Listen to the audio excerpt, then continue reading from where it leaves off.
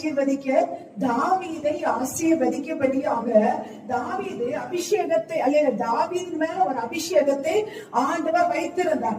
அந்த அபிஷேகத்தை தாவீதுக்கு கொடுக்க மறுத்து தன்னுடைய தந்தை என்ன செய்தார்? ஈசாக்கு அநேக பிள்ளைகளை கொண்டு வந்து நிறுத்தினார்.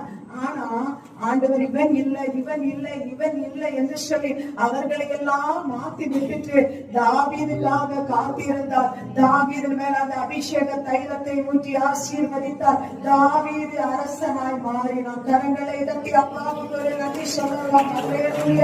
என்னைக்கு ஒரு அபிஷேகம் இருக்கிறது, அந்த அபிஷேகம் பரிசுத்த ஆவியானவருடைய அபிஷேகம். அல்லேலூயா. இரண்டாவது, அதுல தேவனுடைய ஆசீர்வாதம் இருக்கிறது, அதில் மகிழ்ச்சி இருக்கிறது, அதில் சுகம் அளிக்கிற வல்லமை இருக்கிறது. அல்லேலூயா. என்னைக்குள்ள என்னெல்லாம் இருக்கிறது? அபிஷேகம், ஆசீர்வாதம், மகிழ்ச்சி, சுகம் அளிக்கிற வல்லமை, பந்தி ஆயத்தப்படுத்துகிறது, சத்துருக்களுக்கு முன்பதால் விசேஷமாய் நடத்துகிறதான ஒரு வழி நடத்துதல். அல்லேலூயா. அதற்கு ஆதாரமாகத்தான் சங்கீதம் 23:5 வாசிக்கும் போது, முதலாவது வாசிக்கலாமா? 23:5 வாசிக்கும் போது வாசிங்க. என் சத்துருக்களுக்கு முன்பதாக எனக்கு ஒரு பந்தியை ஆயத்தப்படுத்தி என் தலையை எண்ணெயினால் அபிஷேகம் பண்ணுகிறேன், என் பாத்திரம் நிரம்பி வழிகிறது. அல்லேலூயா. முதலாவது ஆண்டவர் என்ன செய்கிறார் சொன்னா, தலைய எண்ணெயால் அபிஷேகம் பண்ணுகிறார். அல்லேலூயா. முதல்ல அந்த அபிஷேகம் வந்ததற்கு பின்பதாகத்தான் அல்லேலூயா என்ன நடக்கிறது சொன்னா, அல்லது நிரம்பி வழிகிறது. அல்லேலூயா. ஒரு அபிஷேகம் நமக்குள் வந்தால் மாத்திரம்தான் எந்த ஒரு காரியமும் நிரம்பி வழியும். அல்லேலூயா.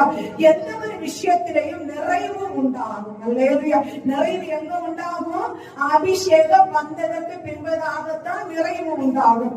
அதற்காகத்தான் ஆண்டவர் என்ன செய்யறார்னா, தலையில் எண்ணெயால் என்ன செய்கிறார்? அபிஷேகம் செய்கிறார். அல்லேலூயா. ஆண்டவருடைய ஆசீர்வாதம் வரும்போது தானாகவே அபிஷேகம் உண்டாகும். அல்லேலூயா. இரண்டாவதாக பார்க்கப்படும் போது வியாதியில் விடுதலையை தருகிறார். என்ன செய்கிறார்? வியாதி என்று சொல்லி யாரை தேடி போகிறோம்? மருத்துவர்களை தேடி போகிறோம். நம்முடைய தெய்வம் ஸ்பெஷல் டாக்டர். அல்லேலூயா. வாசிக்கலாம். யாக்கோபு 5:14 வசனத்தை ஒருவர் சப்தமாய் வாசிக்கலாம். வியாதியில் விடுதலை தருகிற தெய்வம். அவர் சொல்ற, நீ எண்ணெய் பூசி ஜெபிக்கும் போது வாசிங்க. யாக்கோபு 5:14 வசனத்தை ஒருவர் சப்தமாய் வாசிக்கலாம். உங்களில்